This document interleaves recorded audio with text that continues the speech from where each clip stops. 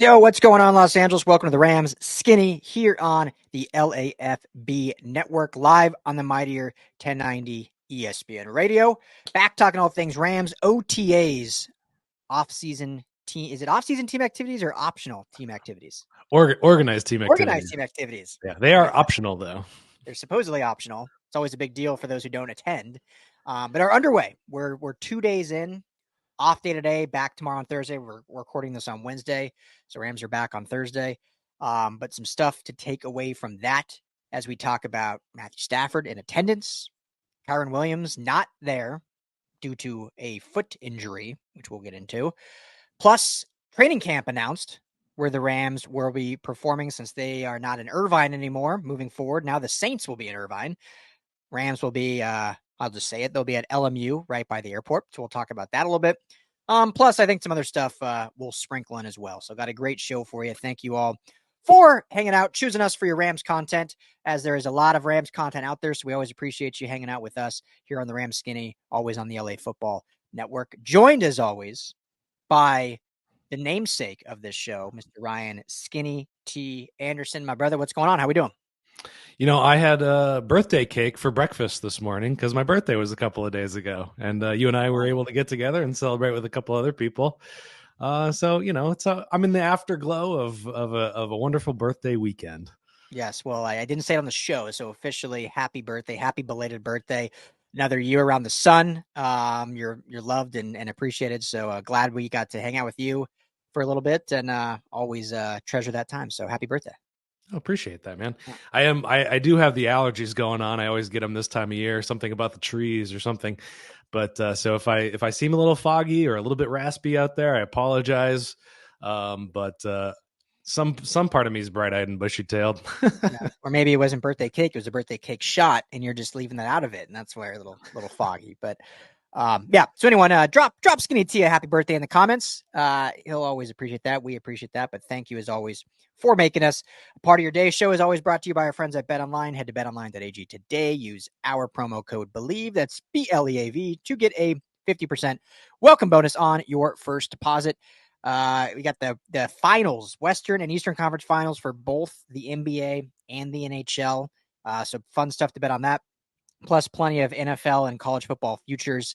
I still love my USC plus 5,500 to win the Natty. I mean, I know they're not the favorite, but 5,500. I mean, those are good. That's a good payout. So go and you can get that on BetOnline. Rams, we said were middle of the pack for Super Bowl favorite. I think they're right around like 13th best odds. So good payout there. It's all that. BetOnline.ag. Tell them the guys at the Rams Skinny sent you.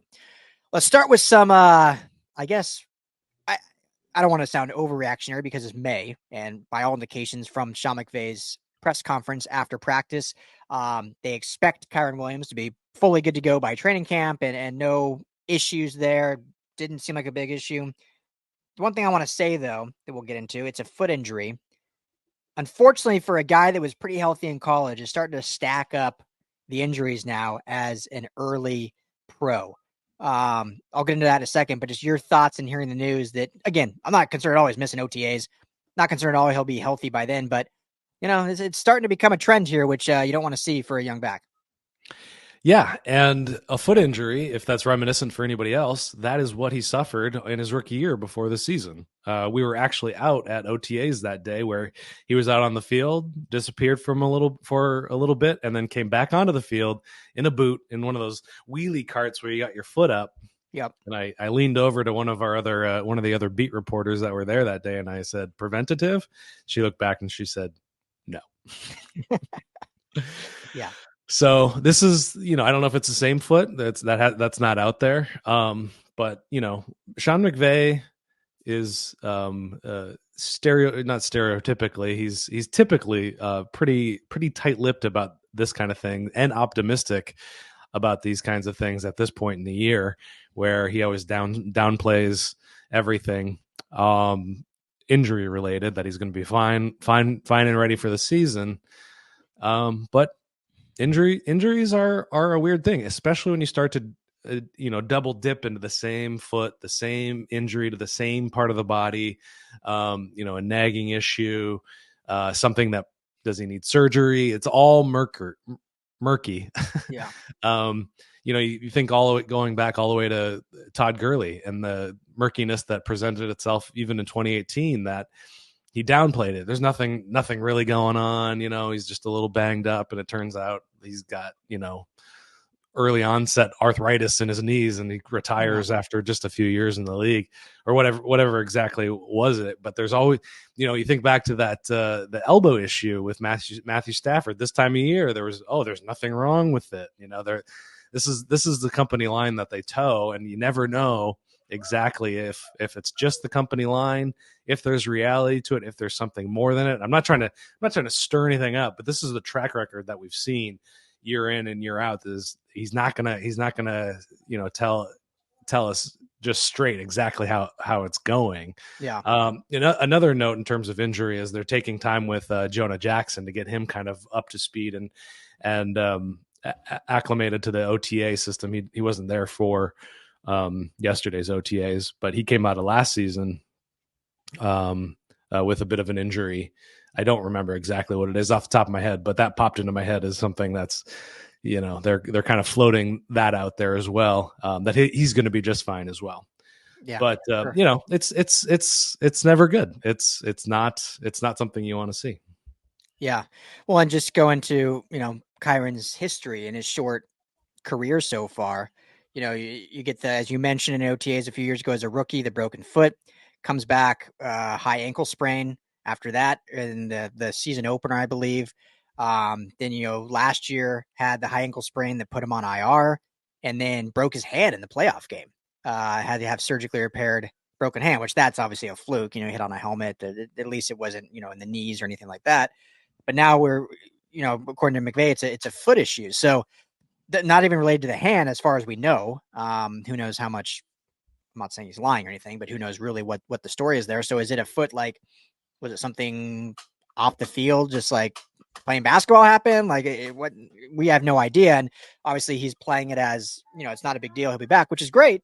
But as you alluded to, like, not only is this a trend with the organization a little bit, but it's a trend more specifically with Kyren, unfortunately. And it just shows that, we all knew they were going to draft a running back anyway, because they needed another back on the depth chart. You got to add depth there. Adding who they did in Blake Corum, there was talk, obviously, and we liked Blake Corum. We felt like we wanted more of a change of pace guy, I think, when the pick happened.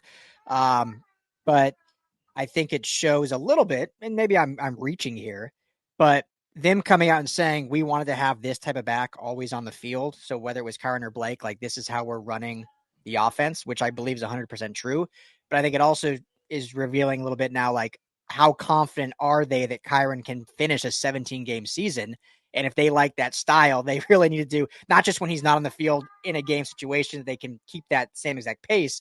But if he misses 2, 3, 4 games every single year while he's a Ram, they have that same type of back. So I think it shows that philosophy too of, like, why they drafted Blake Corum, who's been healthy in college. Hopefully that'll continue in the pros, but it hasn't for Kyren. So just more interesting kind of philosophical stuff there.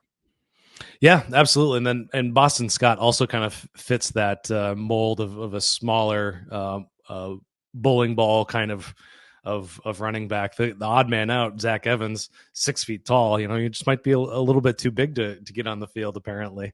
Never heard that before. That Jonah Jackson injury, he suffered several injuries throughout 2023. The one most recently was a knee, which is, never something you want to see from anybody on your football field. But, we came into the draft saying, or into the offseason at least, that they have to add another back to this field that they believe in, that they know can get out there and pick up 4 or 5 yards a carry. So, they did the right thing adding Blake Corum. And just after just another note from the post OTA press conference, McVay did note that Kyren Williams is a maniacal worker, and he pushes himself really hard, and that's part of the reason they want to keep him out of OTAs.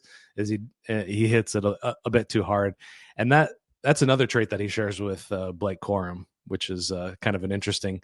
We've talked about this whole draft class as, the lines that you find in the draft profiles about them. There's every one of these guys, including Blake Corum, there's something about their work ethic. There's something about their hardworking attitudes and their, as we like to call it, their lunch pail mentality. Yeah, exactly. So, I mean, if healthy, man, if Kyren comes back, which is, again, we're not making anything up or sounding doom and gloom. It sounds like he'll be good to go. And obviously that's the hope, but if fully healthy, I mean, this is a really good backfield when you look at those two pairs. And then, you have Ronnie Rivers, Boston Scott, and Zach Evans, like you mentioned, which it won't be, I don't think all 5 of them on week 1. But definitely, I think a really strong backfield. And Kyren, we saw like how good he was last year when healthy. Missed those 4 weeks, but still, what did he finish? 4th in the league in rushing, even with missing those weeks? I think it was higher than that. I think maybe it was like like third. I mean, he was over 1,000 yards rushing. And I think I'm trying to remember where I put this out. I think it was on like Reddit, but I really believe if healthy that both these backs can combine for 2,000 yards rushing this year. If Sean McVay commits to the run, which by all indications from this offseason is something they want to do. When you look at the offseason additions on the offensive line and obviously drafting Blake Corum and adding, Colby Parkinson, who's a great run blocking tight end and whatnot. Just with Stafford's age, obviously that's going to be still a huge thing of this offense is the passing game, but it looks like the running game will be more of a forefront. And I mean, there's no reason if healthy that Kyren Williams can't rush for 13 to 1,400 yards and Blake Corum can't rush for 600 or 700 yards. I truly believe that that's an absolute real thing that can happen. And so as long as healthy, I think that's an exciting thing, and we'll see Kyren hopefully in a mandatory minicamp. Or I guess McVay basically said he'll be back by training camp. He just glossed over minicamp altogether too. So probably won't see him till late July, but as long as we see him there, then I think there's a lot to be excited about. Yeah, definitely. And, the other bit of news that came out from well, it's not even from OTAs necessarily, but Matthew Stafford is in attendance, which is good news. So does that surprise you at all with the contract stuff? Does it surprise you, or were you like had no doubt he would be there, just the kind of competitor he is? It's always surprising because these guys have agents, and their agents will kind of give them the rules to live by when it comes to what to do and what not to do when you want more money. And generally, it's not true for everybody, but, a lot of guys will hold out. I just saw, Brandon Ayuk isn't at OTAs for the 49ers. Justin Jefferson doesn't want to play on an expiring contract. So there's some holdout worries there. But,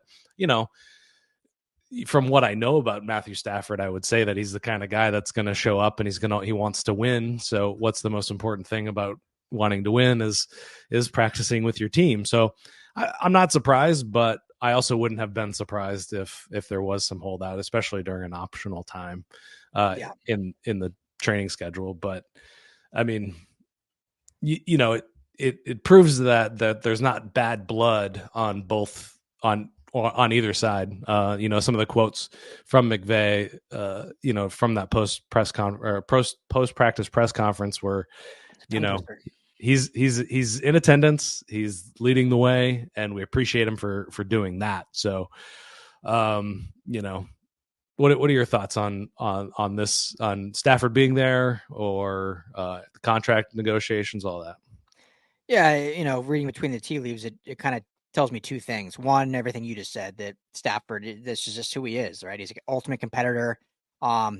He said it himself, but like if he's gonna play, he's playing to try to win a Super Bowl, and it's hard to do that and act like you're that committed if you're not showing up for every practice possible to make you and your team better. And I'm not trying to come down on guys that skip OTAs. There's a myriad of reasons why guys do, but there is a point of someone saying, I'm the ultimate competitor, I want to win, but then skipping out on stuff where you can improve. And so I think that just shows that he truly is that type of teammate, that type of player. The other piece, I think it shows that there's just no concern of this like happening. I mean, I don't think him holding out would expedite it, but I think there's just a pretty good understanding on both sides that, this is going to happen. You're going to get more guaranteed money. We're going to make sure you're locked in. I mean, I wouldn't be shocked at all if, what is he right now? A 3-year deal, but only 1 year guaranteed. 2 years is no guaranteed, right? That's what it is.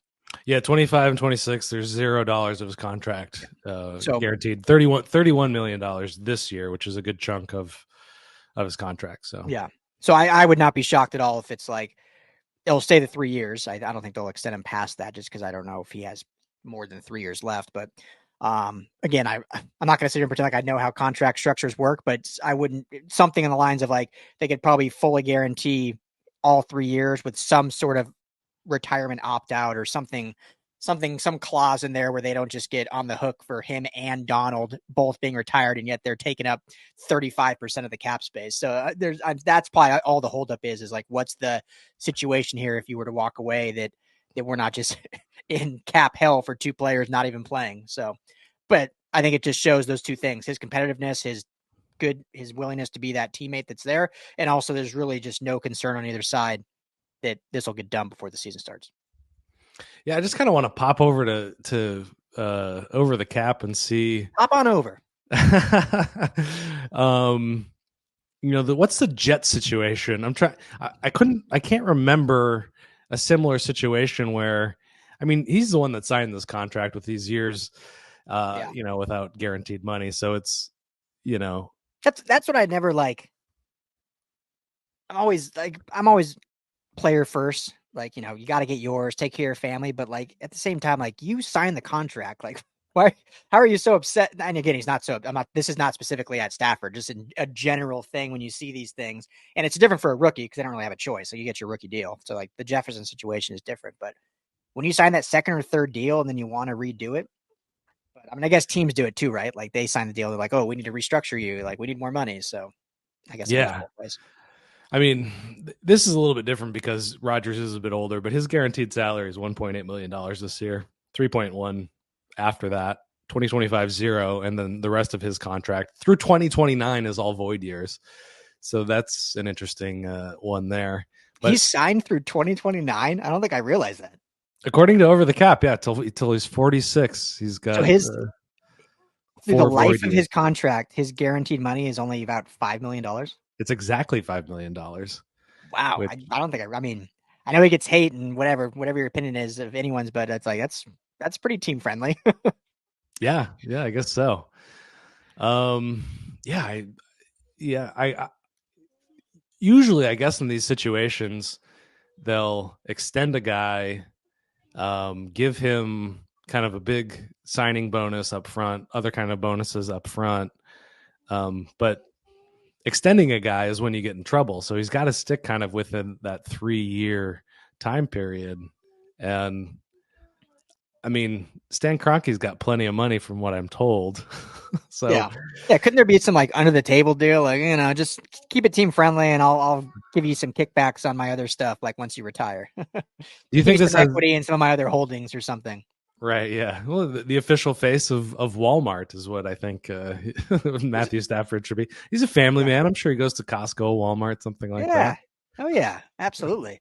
Well, now, there's all the Colorado teams that Kevin Demoff is running. So, he could have some stake in that, give him some lacrosse stake in the Colorado Mammoth or something. I don't know. But the other wrinkle on this, and then we'll move past, and I wanted to get to Steady Bennett anyway. The old prodigal son has returned. The love for Stetson Bennett's wild. We'll get to, but you look at this quarterback roster too.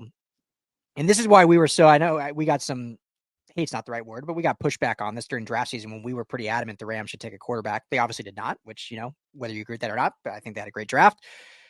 But our biggest thing is like, what is the plan for after Stafford? If he goes this full 3 years, then yeah, this wasn't probably the right year because maybe you wait till year 1 or 2 left. But as it stands right now, like getting this done ASAP and put away is very important because there is no succession. I don't care what anyone says. Like you can try to sell me, the most staunchest Georgia football fan can try to sell me. As it stands right now, I'm not hand to heart. I'm not saying it can't happen in the future, but as it stands right now, Stetson Bennett is not the future of the Los Angeles Rams. And if he is, this is not going to be a very good football team for many years. So, and obviously Jimmy Garoppolo is just on a 1-year deal. So, I mean, he's just going to be gone after this year, most likely.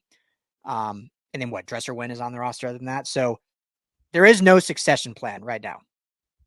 You can comment all you want, do it, drop him in the comments if you guys really think Stetson Bennett's the real thing. And he might be. I hope he is. That'd be great. If you turned a 4th-round pick who was out of the league for an entire year, who's turning like 42 next year, and you can turn him into the franchise guy, then great. He can be the next Dieter Brock. If any old Rams fans know Dieter Brock, the old rookie, as his nickname was, I believe, then great. but there's no true succession plan. So, and I don't know why I'm getting all like loud and passionate, but it is imperative that this does get done, which I believe it will, because there's no other options. It's not like with the Packers and Rodgers, and there was like, oh, what are we going to do? It's like, okay, well, we have Jordan Love that we think is ready, and he showed last year that he was ready.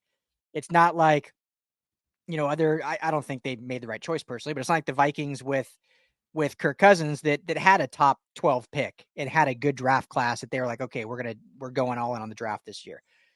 The Rams aren't like that right now, and they might not be like that next year if this team is as good as we think they will be. So it's imperative you lock Stafford in, you keep him happy for the next 3 years, because there is no succession plan.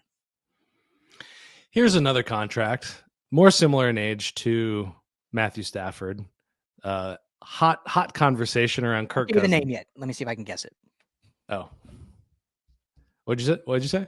I said, just don't give me the name. Let me see if I can guess it. The contract. Oh, go ahead. Yeah. Well, you got to give me the years and stuff first, right? Sure. Yeah. Okay. 2024. His cap number is 25 mil. Guaranteed salary of $12.5 million. 36. That's age 36. 2025, age 37. 27.5 million guaranteed. His cap number is 40 million. No guaranteed money for 2026 and 2027 when he's 39 years old. It's not Kirk Cousins, right? Because he's fully guaranteed. Is it Kirk? Kirk Cousins, yeah. Oh, okay. I thought he signed a fully guaranteed contract. Okay. Captain Kirk. There you go. Yeah, $40 million guaranteed over the next season. So, I don't know. And I don't agree with this, but they did draft their succession plan already. I mean, there's some logic to it. I could be talked into a Michael Penix situation, especially with a guy coming off of a bad leg injury. Yeah. They're obviously just much higher on their roster as it stands and didn't think the 8th overall pick would aid them in winning a Super Bowl this year. I'm not there yet. I don't know if that roster is a Super Bowl roster yet, but, agree to disagree. I knew that we were the most influential Rams podcast out there. Wink. We know that Les Snead and Sean McVay both listen. Kevin Demoff probably listens to our show religiously. They're always sliding into my DMs, asking my opinion on everything before they do it. But I didn't know the Atlanta Falcons were listening to the skinny when Ryan Anderson says always draft a quarterback. They took it seriously. They sure did. Took it seriously and did it right off the bat and shocked the world. Wild situation there. But it's tough because we're obviously rooting for Raheem Morris, but it's like, it's not a great look. I actually don't know the right answer to this, but I want to know what other people think would be a fair deal for Stafford in this situation, because really what it comes down to from our perspective is cap number. How team friendly is the cap number, and we know that the Rams front office is just really magical at making sure that everything fits under the cap and everybody's happy and gets paid correctly and keeping the guys they want to keep around. So and making those hard choices about the guys that they're willing to move on from. Yeah. Well, I think the Rams have proven too, they in reality, they kind of overpay in a way, or they spend too early, but then they're not shy to cut bait and just eat whatever they have to eat if they need to. But we've seen, I think, many times where they probably overpay a bit or just do it a year too early, but it's obviously worked out. They've been a great franchise since McVay's been here. They've won a Super Bowl, gone to 2, so not knocking them for that. But I feel like it's probably, in this market, even with his age, it's going to be close to $50 million a year over the length of his contract. What do you think? Yeah, like I said, I don't know. Contracts are so funny because you can make it happen in so many different ways.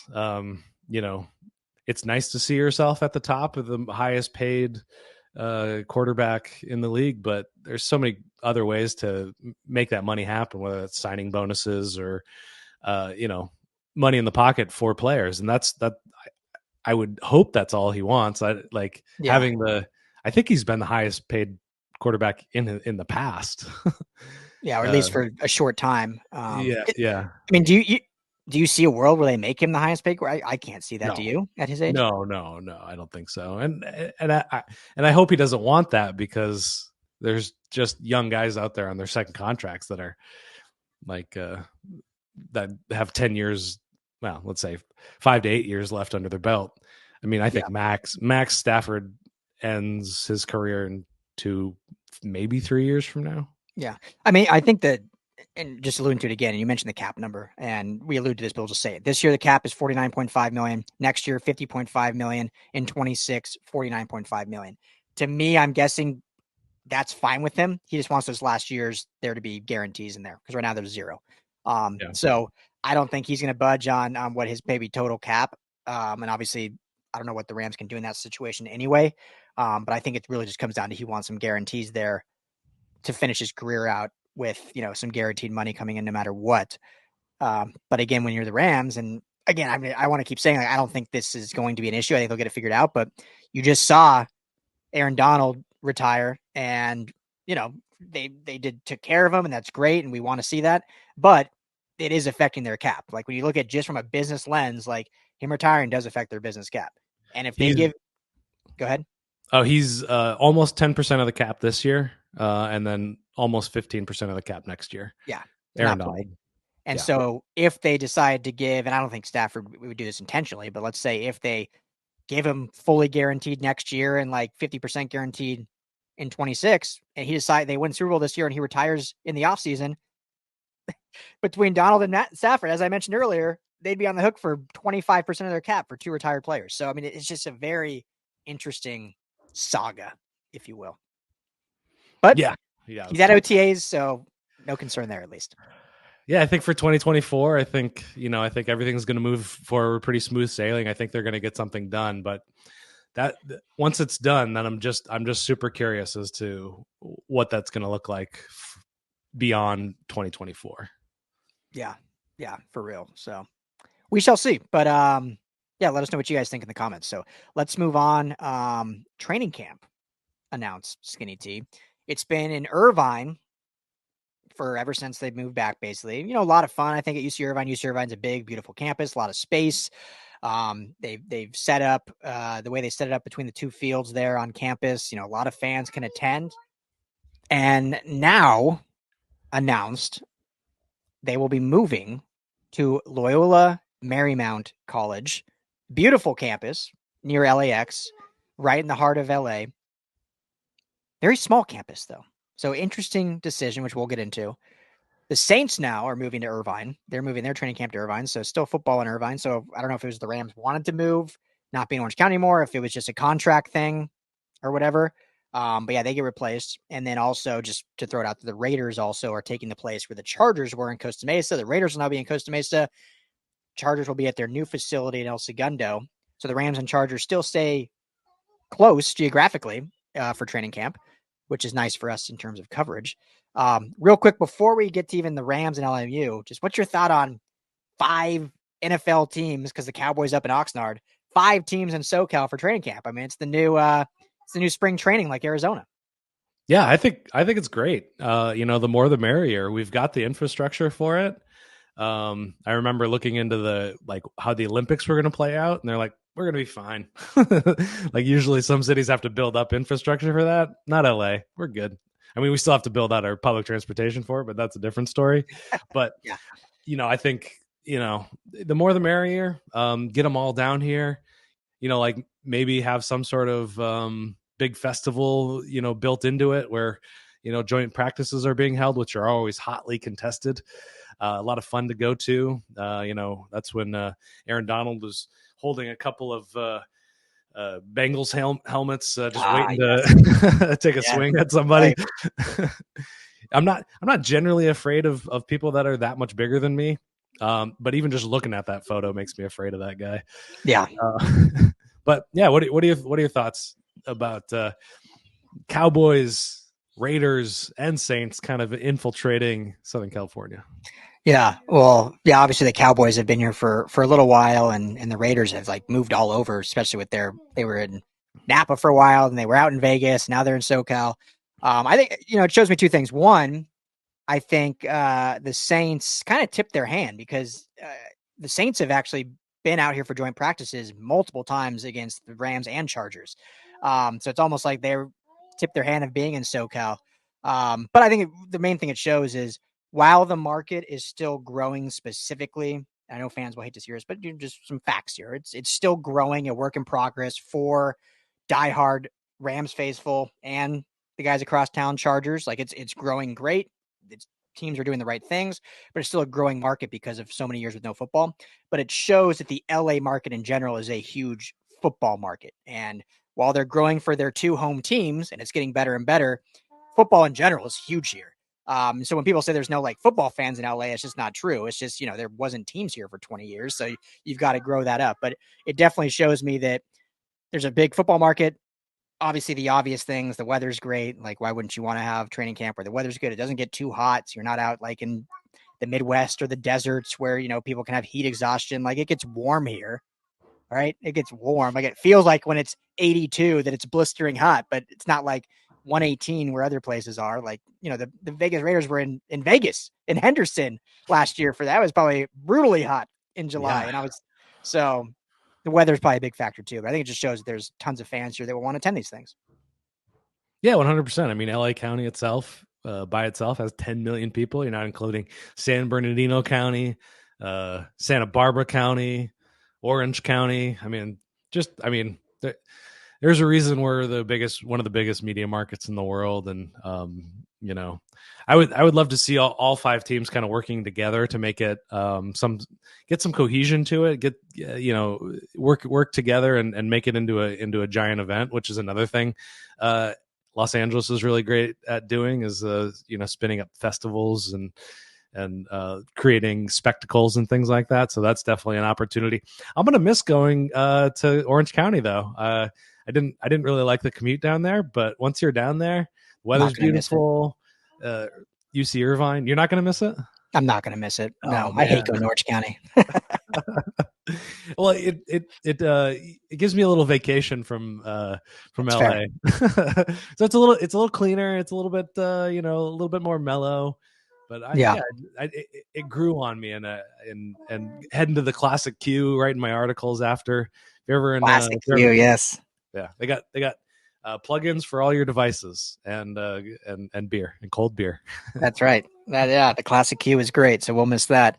I've never been to LMU campus, but you've got some experience on that campus, and I mean, the great thing about UC Irvine, it was a beautiful setup. I would attend both Chargers camp and Rams camp, and the difference was incredible. I mean, the Rams camp, you could walk all over, you could find a nice spot, a corner to see all the good action, whereas the Rams was like, you're kind of set back from anything. If they're on one field, you can't see a darn thing. The other field, it was a little bit better, but yeah, that UCI campus was perfect for it. So what are your thoughts on that? Yeah, I mean, they made that setup, and it was just a huge area, Irvine. And they made it really fan friendly, as you alluded to, and the way they had, you could basically, I don't know if it was a full 360 or was it just like 270? Yeah, like 270. You could go around everywhere, and they had bleachers set up. I remember the first year going, and they didn't have like the awnings over the bleachers, and then it did feel really hot. Obviously, we're complaining. It was like 79 degrees in Irvine, right by Newport, but it felt really hot with the sun beaming. And then obviously after that, they put all the roofs. So I'm like, you're sitting in the shade, watching whatever field you're on to be on. They had, drinks and food you could get. Like it was a really good fan experience for training camp. And so for that reason, I'm a little bummed. LMU is a beautiful campus, and I love it's closer to us now. Like, it's in LA. There's still Rams and Chargers are going to be very close, like 5.3 miles apart between LMU and El Segundo. So it'll be easy to kind of do both. But the only thing I'm curious about is, like, LMU is a small campus. And like, we were even looking, like, I've been to it, but we were even looking before jumping on here, like, where could this actually be? And unless something's changed or is changing, and again, if there's any students out there or people that know better than me, just let me know. But I just don't see, there's definitely not an area equivalent to what was at Irvine. Like, they obviously have sports teams, so there are fields there. To me, there will not be a similar scenario to what we saw in Irvine, where, 13,000 fans on opening day and all this. Like, I don't see where you fit that. Even the fields itself are smaller, so they're not going to have the large. I mean, they had 2 fields plus like a huge area in between each field. Like, they don't even have that much space. So to me, that part is a little puzzling when you look at, and obviously these are, contracts and the schools have to agree. But when you look at how many options are in LA to where you could do these things, that is a little odd to me. Not anything to do with LMU, the location or that, just the size. Like, I just don't know where they will fit. Your thoughts? Yeah, I've only seen it on a map. I've never been on the campus, but yeah, it's tucked in there. It's right by the ocean, kind of right north of the Beautiful up airport. on like a little hill. Like, it's really Yeah. beautiful. Yeah, I just, I liked the setup in Irvine a lot. So it's got some tough competition. But you were saying that this is a temporary move anyway because they're going to move to another facility, not their permanent training facility in Woodland Hills, but another one. Well, I mean, I have no sources on this. This is what I believe, but I think Oh, once yeah, I haven't heard this. It'd be nice. Maybe yeah. I'll break it. Yeah. But I feel like once USC finishes their brand new gorgeous facility that they're building on campus, that makes a ton of sense to do training camp there because it's the old Coliseum they used to play out is right there. It's closer to SoFi, but it's still not at their spot. Probably, most likely, once their Woodland Hills facility is done, they'll just do it there. I'm guessing their new beautiful facility up in Woodland Hills. But some teams still do training camp different just to get away. But the USC just makes sense if that's done before Woodland Hills is. But we'll see. But yeah, when you look at it, I mean, UCLA would have made, I think, more sense. When you look at Drake Stadium, they could have done it there with how beautiful UCLA is, and you have like some seating there and stuff. So good for LMU. I think it's cool. I'm a little perplexed in terms of size. So maybe they're just thinking like, hey, this is a 1-year thing. Not going to be able to have many fans there, but we'll bite the bullet. And I don't know. Yeah. Yeah. We'll keep it by the ocean, get a little ocean breeze, keep it cool for the guys. I don't know. But yeah, I think somewhere in Pasadena would be nice because that's, 10 minutes from me. Pasadena would be great. Yeah. I mean, I'm trying to think of other, you mentioned before the show, like Pepperdine. I haven't been on Pepperdine's campus in years, so I can't even remember what their facilities are like, but that would have been cool, right? In Malibu, overlooking the ocean. I'm always biased to Long Beach State since I'm an alumni there. They've got more size for sure. You could have more size at Long Beach where their like soccer fields are is a pretty massive grass area that you would be able to set up stands and whatnot. Trying to think of other like LA, Long Beach City College. But you never want to do it. It seems like training camp, they don't want to do like a pure like stadium because you need like 2 fields to get everything done, right? Yeah. So you have to have that 2-field optionality. But so we'll see. I'm excited to see what the setup is. Maybe I'm completely wrong. I mean, maybe there is a huge area that I'm just like missing from looking at a map, and I just look like an idiot. And they're gonna have like a huge, awesome spot, and it's great because if that's the case, LMU is perfect. I mean, the location, the campus, I mean, all that's I think great. It's just to me, it's just the size I don't get. Yeah, well, hopefully, I mean, they do it upright for those things, so I think they'll they might have it figured out. We'll see. You would think, yeah. They seem like they're smart people, know what they're doing. So, Yeah. But they have, as McVay said, they have been holed up in their temporary facility now since he's gotten there. So maybe they don't have it figured out. I was trying to figure a way to get that video in here where he said he was in jail and he's been stuck there for years and years.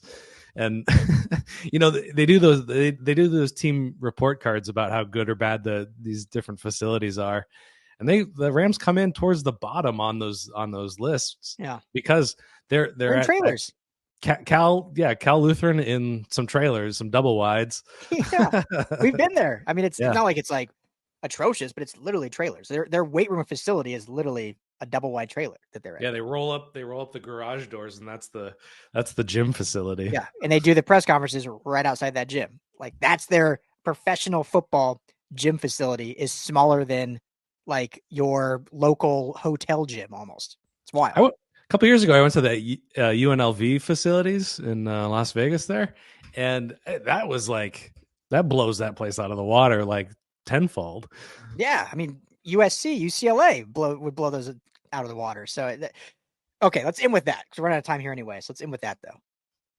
I get that when the Rams moved here, and this is just there's no facts here. This is just 2 guys talking about this. So when obviously the Rams moved here, Kroenke's first objective was SoFi. And that was a huge undertaking. Obviously, $6 billion when it came out to, he fully financed it. So I get the other facility or the main headquarters got put on the back burner. I'm just still curious though how it's still they haven't even broken ground yet, really. Like they finally bought like a plot of land. I think it was last year it was announced this Woodland Hills facility, and maybe they've started like flattening stuff because I think it used to be like a mall in Woodland Hills, but they haven't started constructing anything. we're now going on 4 years since SoFi was finished in 2020 for that season. We're going on, what are we at? 8 years since the Rams moved here. I'm not going to sit here and pretend like I even know what $6 billion is like. And I'm sure this new facility is going to cost $1 to $2 billion. So, you're looking at $8 billion total. I'm not going to pretend. But between Kroenke, all his ventures, his wife, who's a Walton family, like, I'm not saying it's chump change, but he's one of the richest owners in all of sports. I don't think he couldn't foot the bill to also finish this. I'm saying all this that I'm just genuinely surprised that it has taken this long. It'll be basically 10 years that the Rams have been in LA before they actually have a home facility. Like, that is just wild to me. Yeah, and you think about the amount of time that they actually spend there versus in SoFi, which is SoFi is a way that they can extract income for this team, so that should come first. But yeah, I've only heard horror stories about trying to build within LA County, LA city limits. I'm sure they definitely don't make it easy. So I'm sure that's a big part of it. But like, and to that point, you're 100% right. But like, so Chargers obviously a different situation because Spanos didn't have to pay anything for SoFi, so the money is clearly different, right? But they're opening their facility this season. It'll be open this summer for their training camp in El Segundo. So they had to go through all that normal stuff of buying property, going through the red tape, and that. Kroenke got his money in real estate. Like, he's like a real estate mogul. Like, that's what his fortune came from. And obviously now he has his wife's family as well, but his fortune came in real estate. Like, that's his bread and butter, right? Like, he bought Hollywood Park before even moving the Rams here. Like, he owned that, and that was his like crutch to the NFL to say, I already have land, let's go. I'm not sitting here complaining. It's just very surprising to me that you have this $5 billion company and no home for him yet after 7+ years. That's crazy. Yeah, and heading into today, we were talking. There was that survey that came out about how terrible SoFi is. Yeah, weird. Yeah. It's like they did it up beautifully. But like you think about like some of the other beautiful facilities that are out there, Jerry World, and like there's I just. Obviously it's different. Texas is easier to build in. There's a lot of flat land out there, and they can make their dreams come true out there. But the Rams aren't without blame for kind of missteps of how they re-landed in LA and trying to build this fan base. And we have thoughts about ways that they could build their fan base, maybe include some other media sources out there. Maybe. Just a suggestion. Since they listen to the show every time, like, we'll just put that back in their ears, right? Why didn't we think of that? Yeah. But let's set Sean McVay free. Let's get it done. Yeah. At least give him like just at least like drill a window in there. Give the guy a window. Just give him a window. Those are load bearing walls, man. You can't just tear that out. That's fair. I mean, it's a trailer, so yeah, it might literally be on blocks. I mean, it's a trailer, so you can't really do too much. So anyway, I'm trying to be, this is supposed to be fun and positive. I feel like I got on some tangents there, but everything's good. OTAs are starting. Guys are fired up to be back. Team's starting to come together. We got mini camp coming up, which will be mandatory. We'll see who's all at that. But yeah, anything else you want to add, Skinny, before wrapping this thing up?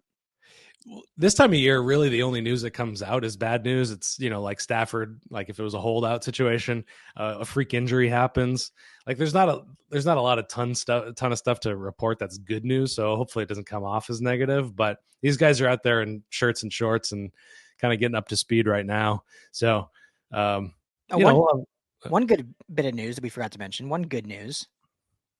Cooper Kupp mentioned that they are keeping Aaron Donald's locker room in place just in case he has an inkling to come back at any point. So love that, keeping his locker intact. At worst, it's a motivation for the young guys, seeing the GOAT's locker still there with his jersey hanging. And at best, he's actually utilizing it in week 18. Yeah, that should. I'd be interested to see if that was on Bet Online. What are the chances? How much would you bet that Aaron Donald would come back? How much would you put money on it, or you think he's for sure done? I think he's done. Yeah, I think he's happy. I think he's done too. The only way he would is if the Rams like beg, like, come on, playoff run, like because he wouldn't come back to the playoffs. Like, right. When did Weddle come back? Was it the championship game or was it the wild card game? I can't remember exactly when. Yeah, but around in the playoffs. It was in the playoffs, but I'm trying to remember if he was even in the beginning or if it was like the NFC Championship game. So he literally played 2 games. Because if they're like, Donald, it's the Super Bowl, 1 game, come back for 1 game, I think he would do that. Like, why wouldn't you? Unless he's that much of a competitor that he's like, I can't, like, the guys don't trust me. Like, I didn't put in the work. Like, unless he's like that on like a moral thing. Like, no, I wouldn't be right. But I think he put his body through. Yeah, the Weddle came back for all of the playoffs. All the playoffs, okay. Yeah, he played 19% of the snaps. He played 19 snaps in against Arizona. That was his first game. Gotcha. So worked him in slowly. So anyway, good stuff. So thank you all for hanging out with us. This is the Ram Skinny here on the LAFB Network. Thank you for always making us a part of your day. We'll be back beginning of next week. I will be gone the next few days up in Big Sur doing some camping.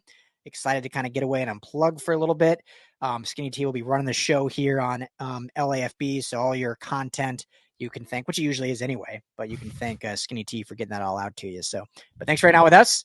Drop us some comments and love or hate, whatever you want to do below. If you're on YouTube, Rams LAFB, hit that like and subscribe button. If you're not, please go over there and hit that like and subscribe. It helps us out, and we certainly appreciate it. LAFBnetwork.com is the website. LAFB Network is all of the social handles. And if you want to listen to us on Apple, Spotify, or anywhere you get your podcast, just search Rams Skinny, and you'll find us there. So for Skinny T Anderson, I am Ryan Dyrud. Thank you all. Talk to you next